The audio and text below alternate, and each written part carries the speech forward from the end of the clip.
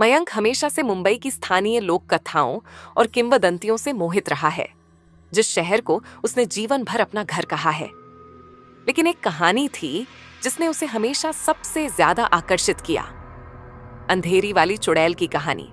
अंधेरी वाली चुड़ैल के बारे में कहा जाता था कि वह एक चुड़ैल थी जो मुंबई के एक व्यस्त उपनगर अंधेरी की अंधेरी और सुनसान गलियों में रहती थी। कहा जाता है कि वह केवल रात में दिखाई देती थी और जो लोग उसके रास्ते में आ जाते थे वे फिर कभी नहीं दिखते थे। मयंक ने हमेशा इस किंवदंती को सिर्फ एक मूर्खतापूर्ण अंधविश्वास के रूप में खारिज कर दिया था, जब तक कि एक रात उसने और उसके दोस्त राघव ने अंधेरी में भूत शिकार के रोमांच पर जाने का फैसला नहीं किया। अपने कैमरे और एक टॉर्च के अलावा कुछ भी नहीं लेकर दोनों दोस्त अंधेरी वाली चुड़ैल का सबूत खोजने के लिए अंधेरी और सुनसान गलियों में निकल पड़े। जैसे जैसे वे अंधेरे में आगे बढ़ते गए, सड़कें संकरी और अधिक भयावह होती गईं। उन्हें सिर्फ आवारा कुत्तों के भौंकने और हवा में पत्तों की सरसराहट की आवाज ही सुनाई दे रही थी। अचानक राघव का कैमरा तेजी से टिमटिमाने लगा और वह चीख पड़ा। मयंक ने पीछे मुड़कर देखा तो दूर एक छायादार आकृति खड़ी थी। वह लंबी और दुबली पतली थी। उसके लंबे घुंघराले बाल और तीखी लाल आंखें थीं। मयंक का खून जम गया क्योंकि वह आकृति उनकी ओर बढ़ने लगी। उसके कदमों की आवाज खाली सड़कों पर गूंज रही थी। राघव और मयंक मुड़े और भागे। उनके सीने में दिल की धड़कनें तेज हो रही थीं। वे तब तक नहीं रुके जब तक वे मयंक के अपार्टमेंट की सुरक्षा में नहीं पहुंच गए, जहां वे हांफते और कांपते हुए सोफे पर गिर पड़े। मयंक अंधेरी वाली चुड़ैल की छवि को अपने दिमाग से निकाल नहीं पाया। वह उसके बारे में और अधिक जानने के लिए जुनूनी हो गया। वह इंटरनेट पर कोई भी जानकारी ढूंढने लगा। अपनी खोजबीन के दौरान ही उसे रजनी नाम की एक महिला के बारे में एक समाचार लेख मिला, जो हाल ही में उस अपार्टमेंट परिसर में रहने आई थी जहां मयंक रहता था। लेख के अनुसार रजनी एक विधवा थी जो कई सालों से अंधेरी में अकेली रहती थी। वह एकांत प्रिय थी और रात में शायद ही कभी बाहर निकलती थी।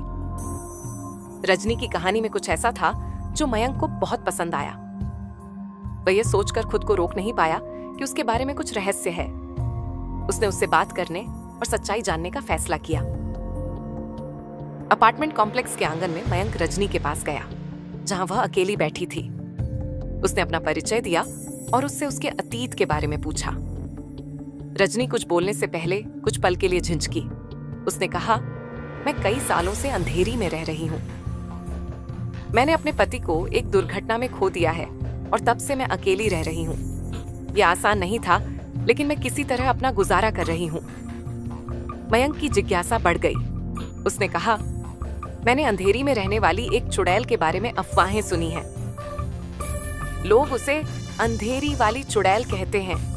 क्या तुम उसके बारे में कुछ जानते हो? रजनी ने उदास मुस्कान के साथ मयंक की ओर देखा। अंधेरी वाली चुड़ैल सिर्फ एक किंवदंती है, उसने कहा। एक ऐसी कहानी जो लोग एक दूसरे को डराने के लिए सुनाते हैं, लेकिन कभी-कभी किंवदंतियों में सच्चाई का एक दाना भी होता है। मयंक का दिल धड़क उठा। तुम्हारा क्या मतलब है? उसने पूछा। बोलने से पहले रजनी कुछ पल के लिए झिझकी। मैं अंधेरी वाली चुड़ैल हूं, उसने कहा। या कम से कम मैं थी। कई साल पहले मुझे एक ईर्ष्यालु प्रतिद्वंद्वी ने शाप दिया था और मुझे अंधेरी की अंधेरी और सुनसान गलियों में अकेले रहने के लिए मजबूर किया गया था। मैं एकांत प्रिय बन गई, इस डर से कि अगर दुनिया को सच्चाई पता चल गई तो वे मेरे बारे में क्या सोचेंगे। मयंक स्तब्ध रह गया। उसे समझ में नहीं आया कि क्या कहे। रजनी ने उसकी ओर आंसू भरी आंखों से देखा। मुझे पता है कि मैं कई लोगों की नजर में एक राक्षस हूं, उसने कहा, लेकिन मैं अभी भी एक इंसान हूं जिसमें भावनाएं और संवेदनाएं में हैं। मैं बस चाहती हूं कि मुझे बिना किसी डर या निर्णय के मैं जैसी हूं वैसी ही स्वीकार की जाऊं। मयंक ने रजनी को नए सम्मान और प्रशंसा के साथ देखा। उसे एहसास हुआ कि वह राक्षस नहीं बल्कि परिस्थितियों का शिकार थी। उस दिन से मयंक और रजनी बहुत अच्छे दोस्त बन गए। वे अक्सर अपने जीवन और अनुभवों के बारे में घंटों बात करते थे। मयंक को पता चला कि रजनी एक दयालु व्यक्ति थी जिसे जीवन में बहुत बुरा व्यवहार झेलना पड़ा था। लेकिन अपार्टमेंट परिसर में हर कोई रजनी को मयंक की तरह स्वीकार नहीं करता था। अभी भी ऐसे लोग थे जो उससे डरते थे और उससे नफरत करते थे, जो उसे एक राक्षस के रूप में देखते थे। एक दिन अपार्टमेंट परिसर के पुरुषों के एक समूह ने आंगन में रजनी का सामना किया। उन्होंने उस पर अंधेरी वाली चुड़ैल होने का आरोप लगाया और उसे वहां से चले जाने को कहा।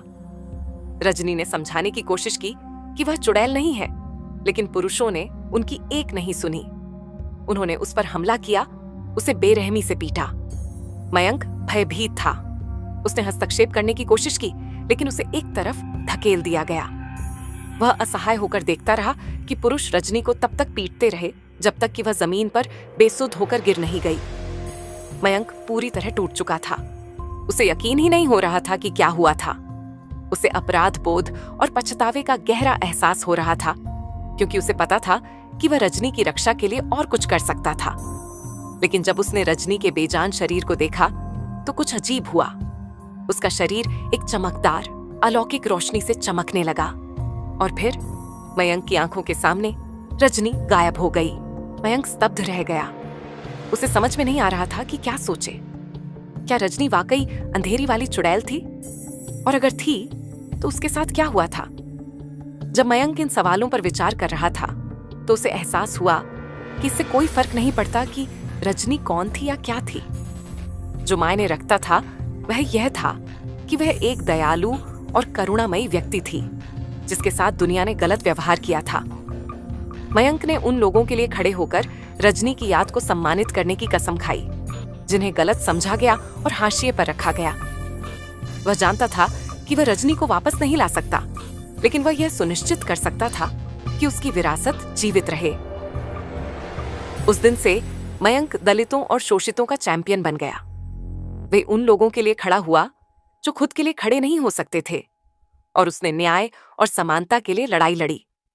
और जब उसने सितारों को देखा तो मयंक को पता था कि रजनी उस पर नजर रख रही थी। उसे उस आदमी पर गर्व था जो वह बन गया था। वह मुस्कुराया, यह जानते हुए कि उसने आखिरकार जीवन में अपना असली लक्ष्य पा लिया था। अंधेरी वाली चुड़ैल की कहानी भले ही दुखद रूप से समाप्त हुई हो, लेकिन इसने मयंक को एक महत्वपूर्ण सबक भी सिखाया है।